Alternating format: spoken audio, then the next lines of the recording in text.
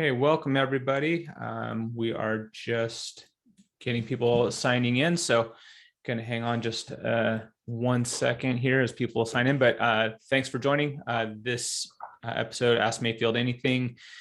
We are going to be talking about the California NEM 3 battle and what it means for the industry, what it means for all of us, and what we can do to fight it. So. Just giving people just another second here and seeing people still actively logging in. So get going in just 1 sec.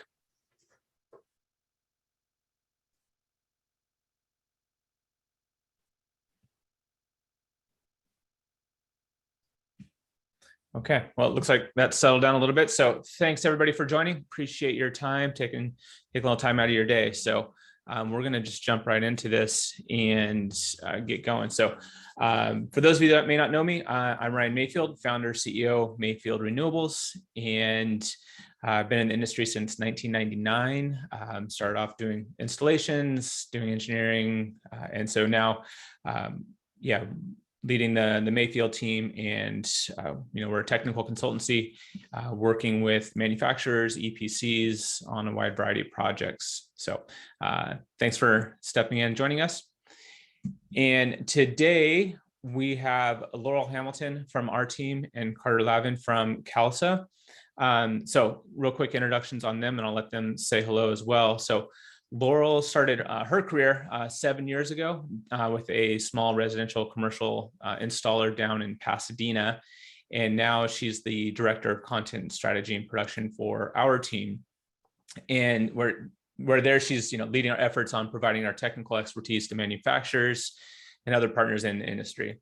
And then she's also done a fair amount of volunteering here within Oregon on both policy and advocacy organizations. So great to have you, Laurel. Thanks for joining us. Yeah, happy to be here. This is actually my first Ask Mayfield Anything, even though I've been on the team for almost a year now. So happy to be here. Definitely near and dear to my heart. This is really important. So glad we're putting a microphone to it. Yes, great. And then Carter is the membership director at CALSSA.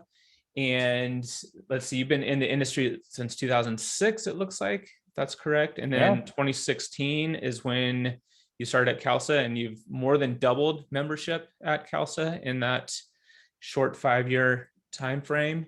And then you're working on building the California market, the political power, and providing member companies support as they need to thrive. So at this moment, CALSSA has 700 members ish, in that neighborhood. 705, 705. Okay, so yeah, we've got Carter to thank for more than 350 of those. Thanks. Yeah, no, it's great to be here. I'm looking forward to the conversation. Great. Quickly, I think everybody's pretty familiar with all the ins and outs of Zoom. Just a quick reminder though, when this is the intention here is to have an open discussion. So this isn't, this is going to be a lot of Carter telling us a lot of these things, but it's definitely not meant to be a lecture of Carter to us. So feel free to throw out your questions. This is something Carter's been working on for quite a bit now, so he's probably heard a lot of the questions, but by all means, we want to hear them. If you put them in, please use the Q&A section of the Zoom feature, not the chat. So if you put them in the Q&A, it's a lot easier for us to manage. And then we will have some links that will be going into the chat box. So kind of helps keep those differentiated and cleared out. So thank you very much on that.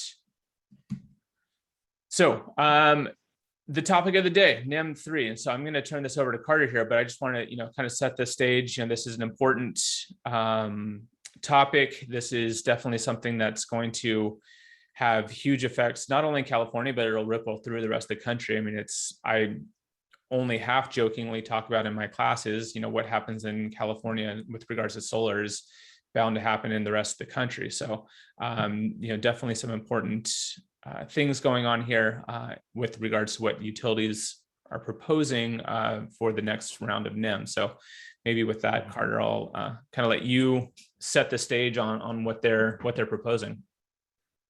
Sure thing. Thank you for that. So I'm going to be, I mean, you all are the kind of people who are at Mayfield Renewables AMA at noon. So I'm assuming a fairly high level of engagement already.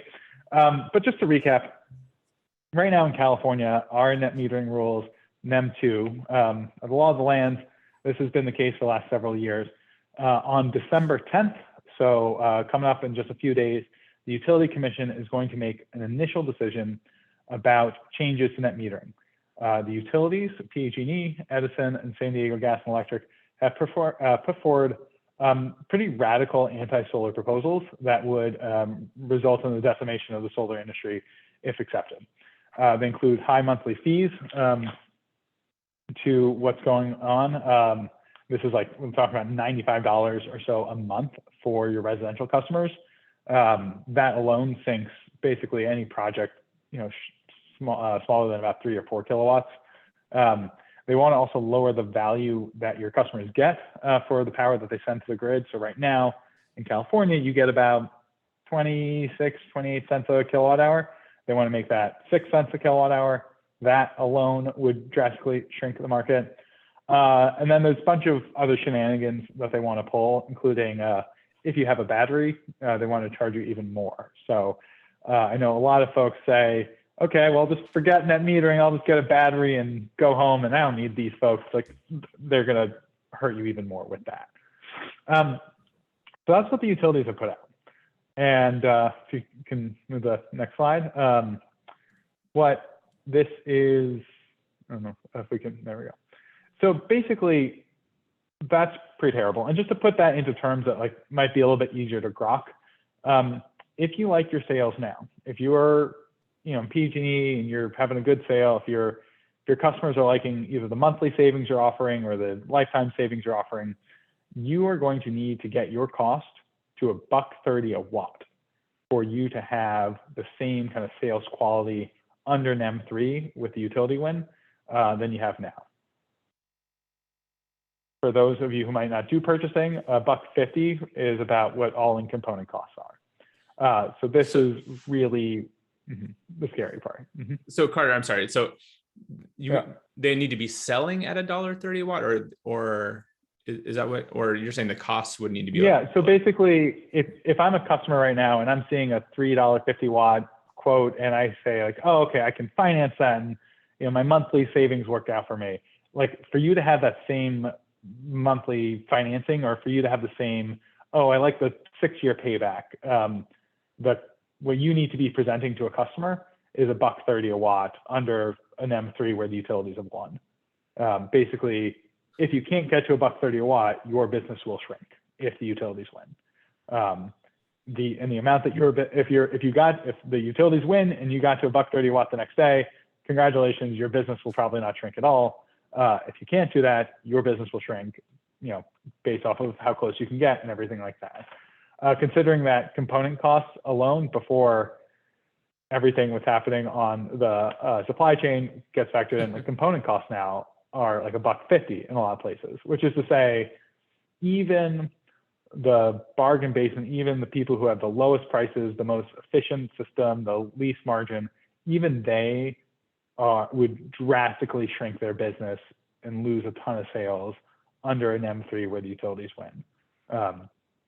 So this is, the solar industry, there's I mean, you all have been in this space for a while. There's a lot of people who think, who know that they do great stuff, and it's that solar installer down the road that they don't like. And there's sometimes when anytime there's like some changes, maybe it's consumer protection rules or something like that, that folks are like, okay, I'll be fine. That solar installer down the road, they've got to be worried about it. And this part's like, no, this is everybody. It does not, you are not going to out clever your way out of this. And so that is, Kathy's asking that, yeah, that would be like labor profit margin. That is what you are presenting to a customer, is what you'd have to present for the customer to have the same experience then that they're having now. To get the same ROI. And it's a funny thing about this campaign is, there's some folks who, we've put out the data in terms of like payback periods, but if you're doing a finance system, you don't really think about payback periods. And there's a lot of different ways that people sell, but we recently did the math to get us to that kind of dollar a watt thing, which whether you're Resi, whether you're NorCal, like everyone kind of can understand a dollar a watt. Right. But so, and so, and we talked about the timeline here. The other thing I want to clarify for some of the folks here, like if the vote were today, which it's not, if the vote were today, the utilities would win. The utilities are on track to win. The way that and one big part about that is that the Utility Commission is kind of just sleepwalking off a cliff on this. And that the governor, who is the check on the Utility Commission, he hasn't done anything about this yet. Like Gavin Newsom has really just been, he's distracted. He had that whole recall thing. Like he has not weighed in on this at all. The way that we get him to weigh in on this is we need his attention, and nothing gets a politician's attention like 100,000 voters, signing a petition and, right before an election year, which even though there was just that recall, he's actually up for re-election in the next 10 months. So he's, time to get his attention. So Carter, I was just going to ask, can you just, and maybe this is coming up, sorry, but can you kind of walk us through? So utilities are making this proposal. And so you have here, the initial decision on December 10th. And that's where the utilities are making this proposal to the CPUC, and CPUC will then take that into consideration for a January decision. Is that, and the governor has basically the weight here to throw behind the PUC. Yeah, basically the governor, so there are 5 commissioners on the PUC. It's kind of like the Supreme Court, except for it's not lifetime appointments. The governor puts them on the commission. He could take them off the commission. Okay. In theory, they are there to not do his will, but he hired them. They kind of respond to him. And so, the question is, can we get, what do we need to do to get Gavin Newsom to basically call the utility commissioners and say, hey guys, maybe don't destroy the solar industry, one of California's most popular industries, especially right before I'm up for re-election. Maybe don't do that. This is even important. He has not reached out. He has not made a public statement. He has not given any speech. There's nothing. And so if you're a utility commissioner, you don't think that you have to worry about what Gavin thinks about this stuff. And, you've been being kind of persuaded and seduced and, pursued by the utilities for years on this. The utilities are, they're not dumb. There are many things. Convicted felons is one of them, but they're not dumb. So the Utility Commission realizes they've been buttering up commissioners for years. They produce millions of reports, do all sorts of things to get the commissioners on their side. And the commissioners, they don't think they're doing anything controversial. They are about to basically kill 80% of the solar industry, put 50,000 people out of work, and they don't think it's controversial. And they don't think it's controversial because they haven't heard from their boss about it, and they haven't heard from you. We need, that's why we need to get the 100,000 people sign the petition. The more we get, the more people realize oh, wait, what are we doing? We need to get the commissioner and the governor to realize wait a minute, we're about to destroy the solar industry. But they're not going to freak out any more than you're freaking out. And so it's on us to get a ton of people to sign on SaveCaliforniaSolar.org. Great. That's helpful because I didn't realize that relationship between the governor and the CPUC. So that's that direct line makes a lot of sense now. Yeah. Well, it's an interesting thing because and different states do it differently. In Georgia, the Utility Commission, I believe, is elected. So the commissioners, oddly enough, are actually kind of more responsive in Georgia. But it is, if you're a $1 billion monopoly and there are 5 people who regulate you, you're going to spend a lot of money and do a whole lot of things to get those 5 people to think that you're just the tops. And kudos to the utilities; they know what they're doing. Sure. So a question just came in, actually, I think on the lines of who's, supporting things like this. And so Kathy was asking, where do municipal utilities and CCAs stand on this? Have you heard from any of those types of folks? Yeah, so that's like a fascinating part, especially for some of you who are might be outside of California. So in California, it's like 80% of folks, maybe 75% of Californians are served by the three main utilities, the investor-owned utilities, the IOUs. But there are a bunch of municipal utilities. There's about 40 of them. The biggest is LA. The next one is Sacramento. And then there's like 38 pretty small ones. A bunch of the small ones, and the municipal utilities are all regulated independently. They're all regulated by their city councils, not by the utility commission. So this decision does not directly impact SMUD or LADWP or any of the other smaller municipal utilities.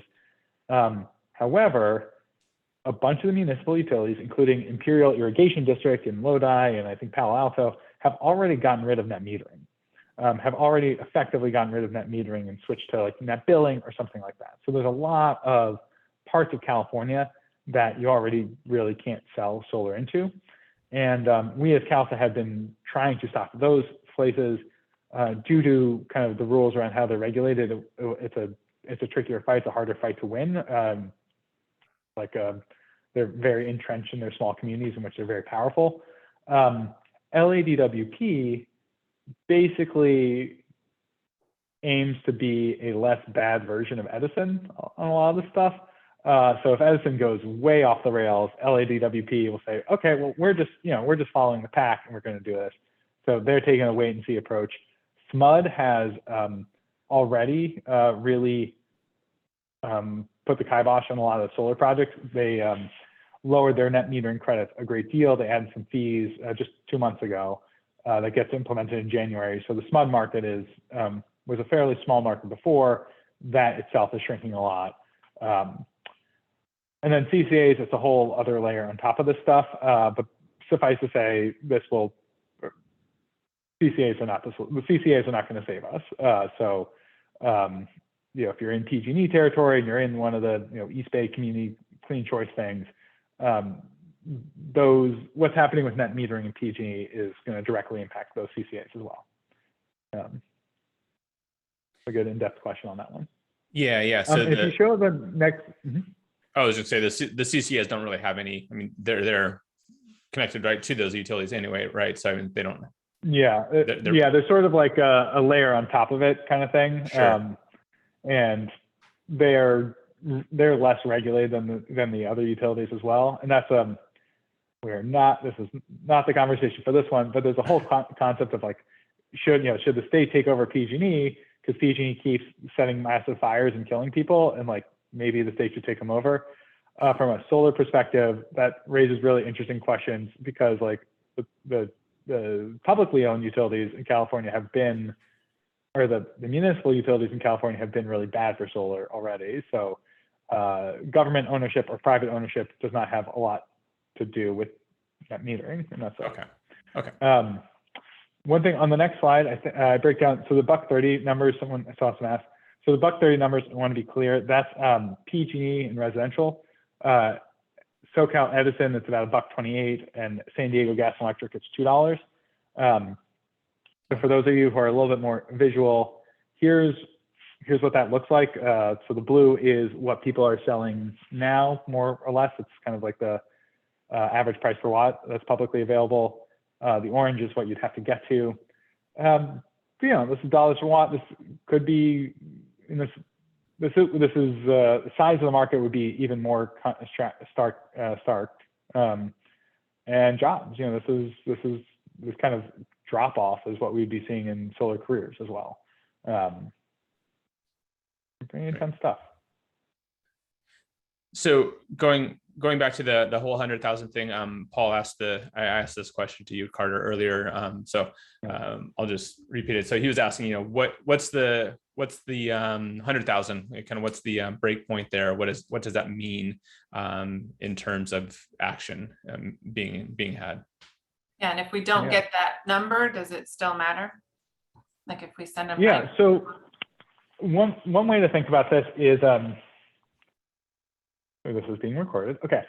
Gavin Newsom has a lot on his plate too. I'm going to come with a lot of compassion. To be the governor of the world's 5th largest economy, that's rough. Like he canceled going to the climate accord to go trick-or-treating with his family. He said, it's reporting in the Chronicle, like, dude's stressed. He has a stressful job. That recall, very stressful. He's got a lot on his plate. From his perspective, this is just another goddamn thing for him to think about. And if he doesn't have to think about it, he doesn't want to think about it. You all have a lot on your to-do list. You all have dishes in the sink. You all have floors you need to mop or whatever. What 100,000 people does is get this a lot higher on his radar. What this does is show, hey, Utility Commission, which we're also filing the 100,000 with the commission.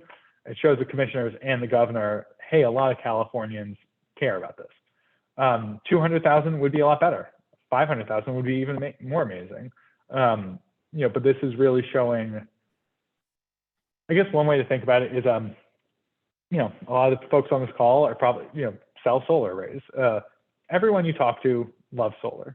It's rainbows, puppy dogs. It's great. Solar's great.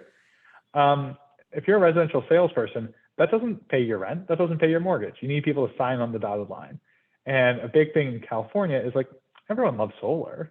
It's like, okay, but we need to show them that, hey, not only does everyone love solar, but enough people love solar, like 100,000 people love solar so much that they took an action, they added their name to a fairly esoteric policy fight that's really important. Hey, Gavin Newsom, you're up for re-election. Don't you think this might matter? And so that's way. So we're at 84,000 right now. We have 9 days to go before we have to turn the stuff in. If for whatever reason we got no more signatures, it'd be fine. But also there's 60,000 people who work in the solar industry in California. In theory, and I assume maybe a quarter of them have spouses, at least. Then the other 3/4 probably have at least one friend. In theory, we should be able to get to 120,000 really easily. I post a lot of Zoom calls. I've been on a lot of Zoom calls. I know there's at least 5 people on this right now who are just texting with some friends, some random jokes. If you say to that random friend, hey, savecaliforniasolar.org, sign the thing, that's what we need. People are going to sign because you ask them. We're kind of past that point where people are going to sign because they truly understand understanding the stakes and how this is going to put a ton of people out of work is going to be the reason why the people listening in, it's going to be the reason why you are going to carve out an hour of your time or in your lunch break, you're going to send a bunch of texts. That's what's going to motivate you. What's going to motivate your friends to sign is the fact that you ask them and they're like, oh yeah, Paul said I should sign the thing. Paul's cool. I'll sign the thing. So yeah. So the 100,000 number is largely symbolic, really, just to catch attention, right? But we feel to hit so that easily with the number of people that are working in and around California. What about people who are not working in California too? And if they're either related to the solar industry or even not related to the solar industry, but are passionate about it growing, or like you said, wives or spouses, husbands of people that are working in it, friends of, should we really be spreading it far and wide? So non-Californians don't, that definitely doesn't hurt. And if you're the kind of person who has a big email list or your Facebook friend group or whatever, just post it. If you post a thing and it gets 5 Californians and 3 non-Californians, that's still a great thing. It's not like a ballot proposition where it counts against us. But I wouldn't necessarily go to your, Hawaii State Alumni Association of people who live in Hawaii and say, hey, can you sign this thing? That's not so relevant. But incidental non-Californians is fine. Gavin Newsom probably, I don't know if he wants to quit politics because this year has been so hard, but one day he might want to go a little bit higher up in the world, and realizing that people outside of California care is helpful. And it's, I think also part of this is with December 10th, just around the corner, and the utilities are going to make a decision. And the question is this in the Chronicle? Is this in the LA? The LA Times ran their first article about this last week. 60,000 people in California could potentially lose their jobs, and the LA Times just ran an article about it. It's a good article. It's very well written. It's very thoughtful. But it's like we've been talking to them and other publications. This should be on people's radar more. Having 100,000 people speak out shows the LA Times news team that this really matters. Like, when people say the Fresno Bee, they say, okay, should I get a reporter to like interview a bunch of local installers and do a piece? Like, do people care? And they're like, oh, okay, 100,000 people cared. That number sticks out to folks. If it was 200,000, it'd be even better. But I don't know if it'd be twice as good, or if it'd be a square, 100,000 squared better. But at the end of the day, everyone's got a lot on their plate, and one big thing in politics is how do you break through the noise? And much like when you're sitting across the table from a homeowner thinking about solar, like they're thinking about solar, they're thinking about lunch, they're thinking about their kids' schedule, they're thinking about a bunch of things. And so like, is it you're saying like how much of a monthly savings do you need to get them for them to like get interested? Okay, what if it was $5 less? What was $5 more? It's like, yeah, you basically need to have a big number. Round numbers are good. So 100K helps us get that. So Mark Morose is on with us, and he actually had a suggestion, and I'd just love to hear your take on this, Carter. So he was saying he just got a email from Gavin Newsom, basically asking for money for re-election, which politicians, do regularly. And so, Mark's kind of suggestion is, reply to that with, I don't know if necessarily saying that strings attached or what, but so I guess my question there would be, sure, I'll give you money, or I'll consider giving you money. Will you step up and save solar? I don't know how much, it's not like Gavin's reading these emails personally or anything, but I mean, he's personally reading every single one of those. No, no, the kind of macro answer is yes, we're at the level, like with 9 days left, we're at the stage where it's like anything we can do to get attention is good. As a micro thing, so laws exist. A good thing to say is just responding to this, being like, I need you to save solar, your utility commission's about to kill solar, this is terrible. Saying things to politicians akin to do X and you will get Y gets very close to felony territory. So don't felon. We leave that to PG&E. They got their hands full. We like to keep our nose squeaky clean. But no, definitely feel free to respond to anything like that, being like, yo, save the solar industry. Because also, like, let's be real honest. So one, that's probably being seen by a robot. Two, there's like some random intern who sees that. And that's like going to be demoralizing to that intern. And honestly, good. Like there's that intern who's going to like say to there's someone who's going to say, hey, campaign, whoever, what's the deal with that? And they're going to have a very loud sigh, and they'll say, don't worry about it. That Mark guy's weird, just unsubscribe them or something like that. And if they get 20 more of that, they're like, okay, now that sigh gets a little bit louder. And the big thing is, and the good news about this campaign is like Gavin Newsom doesn't hate solar. Like he's not a bad guy. He just got a lot on his plate. He's not paying attention. There's a certain level of negligence where it becomes bad, regardless of if there's malice or not. But what it does mean is if we get this on his radar, if we get this to be an annoying enough alarm, if this is something that he like really listens to, he will spring into action.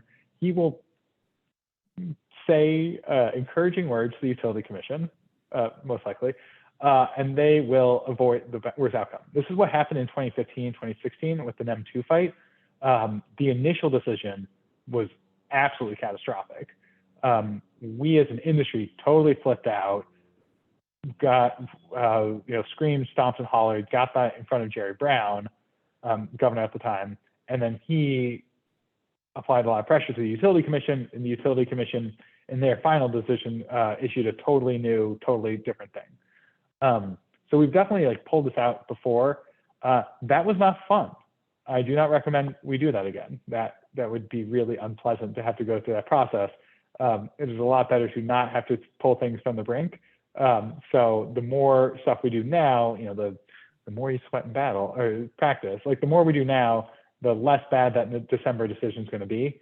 And, to be honest, we'll probably still be really upset with the December decision. Even if the utilities get half of what they want, and oh, now it's a 15-year payback on a residential system in PG&E as opposed to a 20-year payback. Like, that's still absurd. That's still awful. That still would kill tons of jobs. We will still make a ton of noise, and we'll get a bunch of news coverage. And Gavin Newsom, who's asking people for money, is going to get a lot more people being like, "Why would I give you money if you're killing the solar industry?" So yeah, be loud, be vocal, post this on your Facebook, let your friends. Like, the other thing is, like, your friends don't know about this. I would be like, your friends who probably, there's probably friends of yours who work in solar who don't know about this, but a lot of you have friends who don't work in solar, have no idea, no clue. And that they're like, oh, well, the Sierra Club didn't tell me anything. It's like, yeah, the Sierra Club's, there's a whole thing there. There's an environmental group that's against us on this. And so, like, a lot of people just haven't heard about it. So that's on you, it's on me to help tell you this stuff. And we have a bunch of resources that can be dropped in the chat of, like, email templates to send to your friends, or like tweets that you can post, or Facebook things that you can like or share. But basically, a lot of people, this is the biggest thing happening in California politics that no one knows anything about. So congratulations, you're on the inside and you know what's up about that. Yeah, Carter, I imagine you're hearing, I mean, you're having these conversations every day with people in the industry, and I'm sure that can get exhausting sometimes. The question I had was, I imagine there's a lot of people who aren't talking to you, but are aware of it sort of loosely. They've heard about it, they know it's coming, they know it's an issue. Maybe CALSSA is just going to take care of it because that's their job. They're paying their dues, or maybe they're not, but CALSSA is still there, putting in the effort. Carter's still there, having the conversations every day. How is this different than every other existential crisis that the industry has had? I mean, people are so used to dealing with whatever comes. We're resilient as an industry. We manage to keep going and growing, regardless of what comes. So how is this different? Yeah. There's so much in that. Okay, so one of the reasons why this is different is this: if we lose on this, the next chance that we have to overturn it or switch it up is like 2015 or not, 2025. So if this all goes sideways, it's not like 1139 or some of these other fights where, like, NEM 3 was like. The big difference between this and every other fight is, for every other fight, NEM 3 was the thing looming. Now we have this. So, like, everything else, we're like, well, okay, that's bad, but the NEM 3 thing, like, this is the boss battle. If we lose this, there's no, like, the next time of doing it is, okay, we need to spend $50 million on a ballot proposal 4 years from now to potentially overturn it. And that will be a nasty, nasty fight. So one, that's just like, this is different because this one is for all the marbles, for the most existential of the existential fights. And I think the other big thing is, one thing that's kind of interesting about kind of like CALSSA relationship with members and these types of things is, so there's a ton of fights that CALSSA engages in and wins, and like kind of wins on behalf of our members. And like, members always help. So like solar being required on all new buildings in California, that was a multi-year effort in, kind of esoteric committees of CALSSA experts going through it. And there's been a lot of parts of this net metering fight, which has been CALSSA expert staff doing legal review, cross-examination, court stuff. That's great. That's a big part. However, the way that we get to 100,000 people signing a petition or 200,000 people signing a petition, it's not going to be us as 9 people on staff talking to everyone. It is us having conversations like this and having the ripple effects going out there. And so, for the folks who think, okay, I paid my dues, or I signed, I did my part, it's definitely good. That is the minimum that we're looking for. And there are definitely CALSSA battles, like, our work on recycling regulation. Like, there are definitely things that, like, you don't need to get mixed up in. But, like, the scale that we are talking about, the scale that we're really working on for this, that we need, it is everyone needs to get involved. Like, we are not going to hit we honestly, we should be getting to 200,000. Like if everyone were doing their part, we get to 200,000. Like there's 37 people on this call. You all are charming, wonderful, extremely handsome folks, I'm sure. Each of you could easily get 50 people to sign this afternoon. That is mental math I can't do. I think 1,500. And that would be one afternoon. Like this is what we should be thinking about this. Like what if net metering were running for governor? Like what kind of work would need to be done? And so, we're all going to feel the impacts of this. Like there's not going to be some installer says, oh, I'll just do this, this, and that, and I'm not going to lose jobs or have to lay off people or get laid off. This is going to come for everyone. So that means we all need to do our part. There's no like, oh, well, that's just a Sunrun problem. No, this is an everybody problem. Right. Right. So you mentioned, I'm going to go forward here. So because you had mentioned the solar on new buildings. So yeah, kind of, but what about what about questions? So what does that mean for that new law that just passed? If the utilities are going to make it so expensive to put solar on buildings, am I still going to have to put it on my new building? Yeah, I mean, so this is one of the most common questions I get, which is, so there's the California Public Utility Commission is the one who decides net metering. There's the California Energy Commission, different commission, that they're the ones that we got solar required on new homes and new commercial construction through them. Commercial construction goes into effect in 2023. There's a big old asterisk on that. The Energy Commission's requirements for solar depend on solar having a reasonable payback. What does that mean? Is a good question. And so under the utility proposal, solar has a 20-year payback, lasts for 25 years. Is that reasonable? CALSSA is definitely going to, if we lose on that, we are definitely going to say, oh no, that's totally a reasonable payback.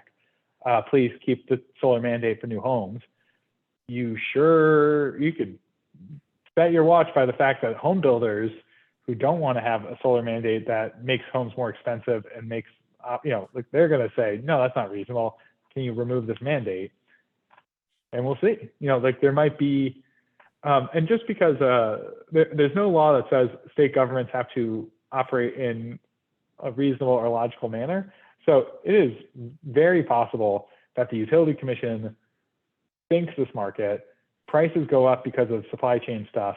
Solar on new homes doesn't make economic sense, but because it takes the Energy Commission 6 months to change their rules, that there would be 6 months of home builds in California to have solar arrays being put on them that would never pay back, like literally never structurally pay back for themselves. That would be very bad.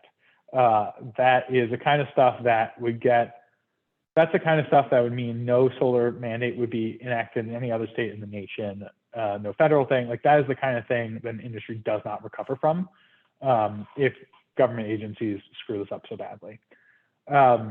So for the people who say, oh, but we have the mandate, we're going to be fine on that metering, it's the other way around, unfortunately. It would be nice. But the good news is if we survive on that metering, if we get through, if we pull it out, the solar mandate on new homes and new commercial buildings alone is like a half a gigawatt market, guaranteed baked into the system if we survive on NEM3. That alone is bigger than almost any other state markets behind the meter stuff. Like that is a huge, juicy piñata. That is a wonderful promised land. We just have to get there. So I think so. Paul Sullivan also put in a question about kind of the Biden administration and just kind of a comment about how this seems kind of counter to those goals that are being set, also counter to California's clean energy goals. So it's from what you're saying there, from what I'm understanding, is it's like, yep, they're in direct conflict with each other, and if this goes through, then all of those are they go away. I mean, yeah, I mean, and that's. And hey, props to Paul or everyone else. If I like to imagine that all of us always act in line. Every action that we all take is always in line with every goal we've ever set. Doesn't happen with people. Does not happen with governments. And it's not like Joe Biden is stepping in to save net metering. Like he's not going to do anything. And like all the scary numbers about the $1.30, that all assumes the investment tax credit gets expanded. Like that is assuming all the good stuff in the Build Back Better. Most of the stuff on the Build Back Better and all that Joe Biden thing, that's all utility scale. That has almost nothing to do with rooftop solar. So that's, he's not coming in on a white horse. So, you know, for those of you who thought, I mean, and this is like a hard, I would say one of the hard parts of these conversations is like, you know, government does fix problems, also can create problems. Sure. And it is very frustrating having this, but just because it's frustrating doesn't mean it's not going to happen. There's a lot of, I'm sure everyone listening in and watching, list off the top of your head 3 or 4 frustrating things from the government that doesn't make sense. DMVs, whatever. Like this would just be the next thing in that.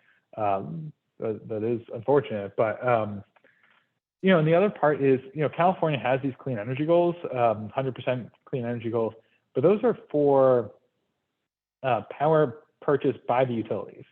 That is basically PG&E could put up one gigantic wind farm in Wyoming, put a giant power line through that, and say, hey, all of PG&E's power now is from clean wind, and PG&E owns all that, and that would legally suffice to hit the clean energy goal.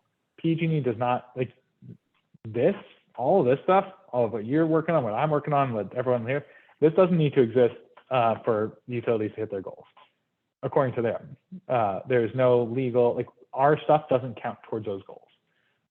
And so one of the reasons why the Utility Commission is so easily convinced by the utilities is because the utilities say like, oh, hey, we're going to build 40 gigawatts of solar in the middle of the desert, and you know, charge it super cheap to people. It's going to be under $1 a watt all in. You know, we're going to hit our clean energy goals. It's going to be really cheap. You know, 40 gigawatts. That, like even China says like, whoa, that seems ambitious. Like that's a lot. But the Utility Commission is like, oh, okay. So you said 40. Okay, cool. And how cheap was that? Oh, very cheap. Okay, great. Like they find that very convincing. And so that's a big part of having the 100,000 folks or more speak out and get heard to really kind of shake the commission out of the stupor that the utilities are putting them in. Right. So along the lines of the what about, so Mark asked the question, what about existing systems? Will the NEM 3, for those that are already have solar and storage on their homes, what does this mean to them? Yeah, so politically, we have taught the utilities don't mess with existing solar customers. Existing solar customers are going to be fine. That's not in the utility proposal. There was, earlier this year, there was a bill proposed, 1139. There was a bill proposed by a progressive Democrat that would basically shut down net metering and have retroactive cuts. We did a lot of things to stop that, and a lot of you listening in did a lot of things to stop that.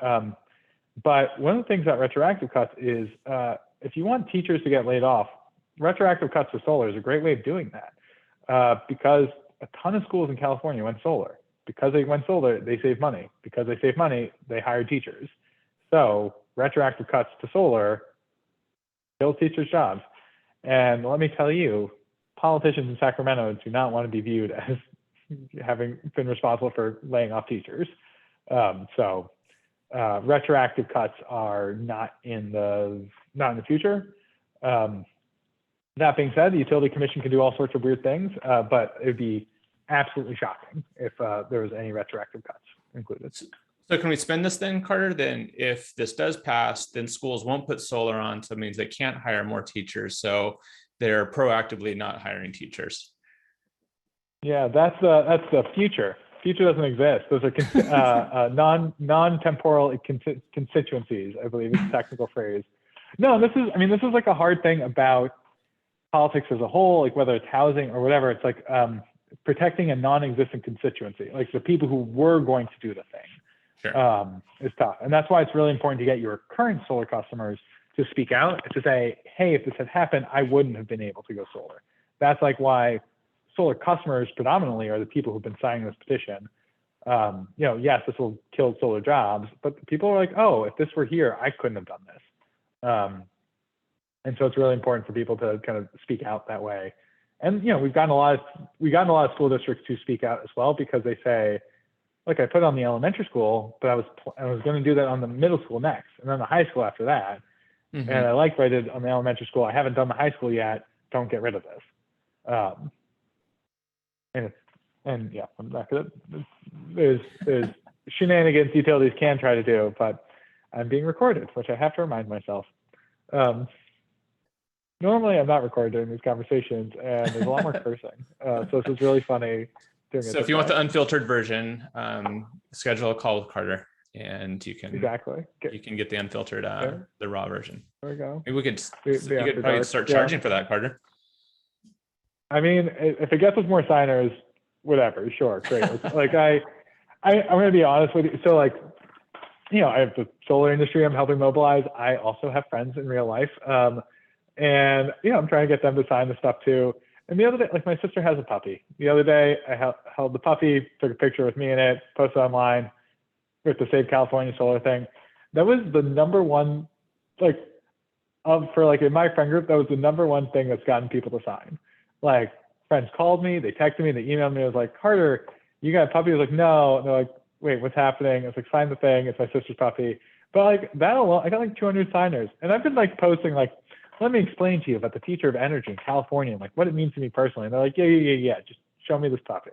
So like, honestly, we're at the stage with 9 days left. We're at the stage where like people are going to sign because they like you, because you posted a thing. Like people, there's net metering, utilities, they're the bad guy. Isn't PG&E bankrupt? Like they're not going to, what we talked about is not for them. This is for you all, helping you understand like why it's important that you go and get as many people to sign SaveCaliforniaSolar.org that you can. But the people who are going to sign because you sent them an email and they like you and they want to help save your jobs.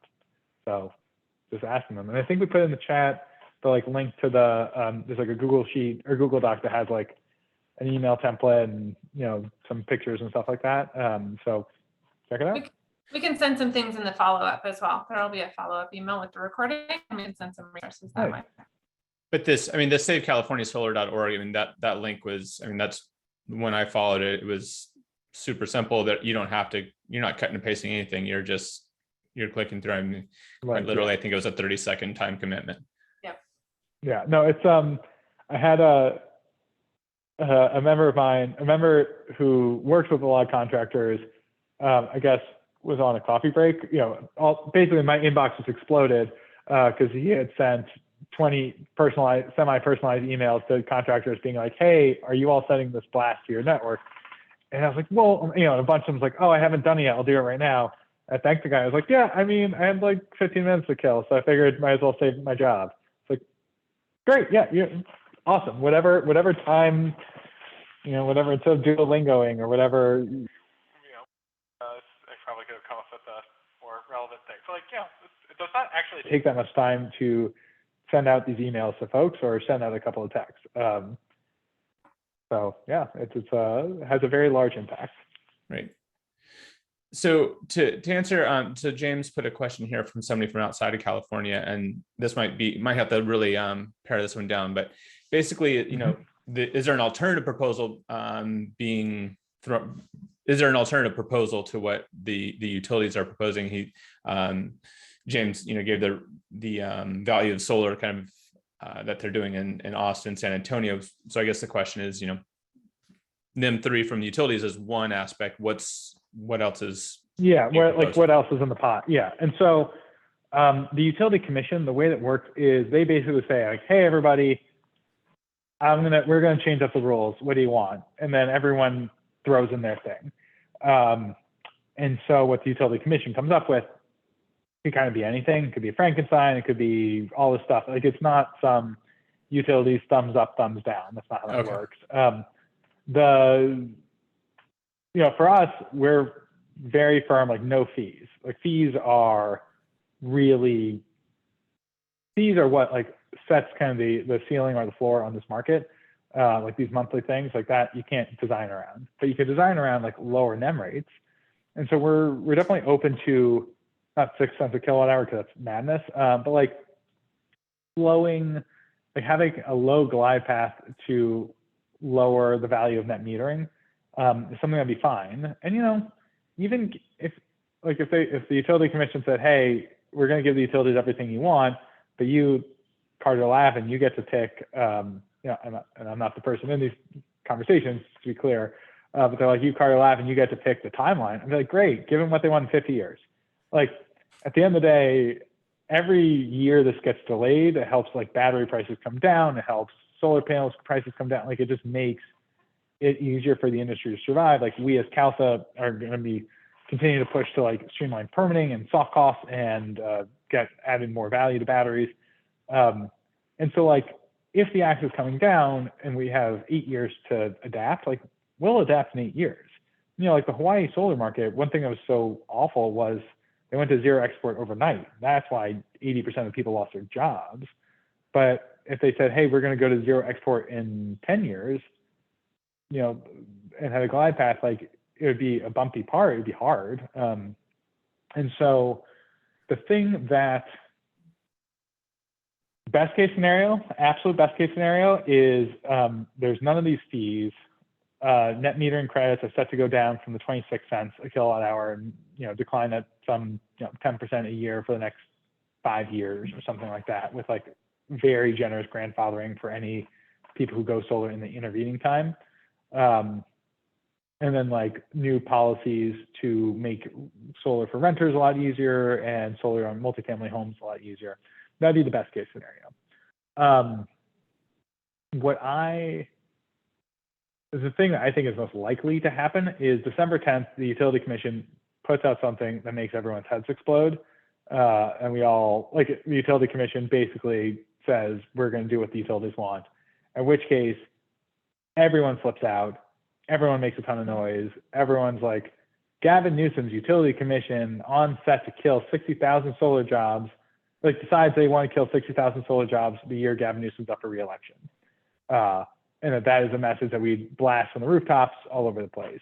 And then we claw back a victory from there. That is my like least optimistic, most realistic, historically informed opinion of what I think will happen. And I really would rather not go through that process. The more signs we get now, the less there's going to be the headline on December 11th saying California set to destroy the solar industry. So we gotta do this stuff now. Awesome. Well, one last thing, Kathy Nicholson put out there that there's a book, Revolutionary Power, an Activist Guide to the Energy Transition by Shalonda Baker. Sounds like an interesting read. I've never even heard of it. So it's definitely one that, I think that's probably this group that anybody listening in is probably interested in that. Yeah, I mean, to the point also about the kind of, I think one thing that's like really fascinating, and to kind of Laurel's point about like what's so different about this fight than the other ones, the other fights really have been dirty energy versus clean energy. And that's something that we get environmental groups. There's all sorts of groups that get on our side when the fight is dirty versus clean. But the utilities, they're not dumb. They say they're going to get 40 gigawatts of solar. They say they're doing all this stuff. So the fight is really utilities versus distributed solar, versus rooftop solar, local solar, whatever you want to call it. And that doesn't get environmentalists' heart pumping the same way it did before. That doesn't get the environmental justice community, who normally is a very active group. Like, there's definitely a lot of EJ groups and environmental groups helping out, but it's a very different fight because it is a very different battlefield. The utilities have picked a smart thing. And so, what we're really talking about is the kind of foundation, like who's in control of the energy future of California? Is it going to be y'all? Are you all involved with that? Or is it going to be the utilities? Are we going to do what we did last century? Or are we going to do a new thing this century? And when you look at the fires, and when you look at climate change, when you look at costs, and when you look at everything else, distributed is what you need. You need a flexible, resilient system. But we do have a multi-billion-dollar corporate monopoly that has been in the same place for over a century, that's really politically connected in the way. So just because it makes a lot of sense to embrace a distributed future just because that's the reasonable thing to do. Does not mean that that's going to happen. What's actually going to happen, right? Yeah, so that's you'll never guess what I think is the way that we get through that. There's a lot of signatures, and so this is how we do it. Okay. One last quick question. California Association of Realtors, do you have any backing with those folks? I mean, that seems like a pretty obvious group that would have the homeowners in mind. Yeah. I'm going to be real honest with this group. The utilities are very good at getting institutions on their side, Chamber of Commerce, stuff like that, like the organization. There's some stuff offline I could talk about my theories as to why, but generally speaking, we have 400 something groups that have signed on with us, but we are now at the point with 9 days left where we need people to stand up. We need people to sign at Save California Solar. We need you all to email the people because this is not the time where like California Realtors Association or whoever is going to be able to go through their official process and get it heard. Like that's like we're just way past the time on that. And so a lot of these institutions have not come through. They're like, yeah, this is esoteric. That's a solar issue. Solar utilities, you guys duke it out. Okay. So it's on us to get individuals to sign up. Okay. So we've said this multiple times, but we're coming up at the top of the hour. So I want to make sure that we, one of the, challenging people or asking people to do this, take these last few minutes that you have during your lunch break, to savecaliforniasolar.org is the website. But then, as Carter's been saying all along, talking with as many people as you possibly can. Sounds like posting pictures of puppies is the way to go. So if you have a cat, I'm sure that's fine too. You got to do both, right? Yeah. Great. Well, here's all of our contact information as well. So I'll leave this up here on the screen while saying thank you to everybody for joining. Thanks to Laurel, thanks to Carter. In these last few minutes, you dedicated an hour. We have a couple minutes left here. Take the time, take the few moments to reach out to your network, and send these messages to this important situation, this cause that we have going. So. Thank you so much. Thank you for having me. I really appreciate that. And if folks have other questions, let me know. Happy to chat. Great. Let's go win this thing. Yes. Okay. Thanks, Carter. Really appreciate everything you're doing. Bye, folks. Yeah, thanks everyone for participating and actually furthering the message, doing something about it. Great. Thanks, everyone.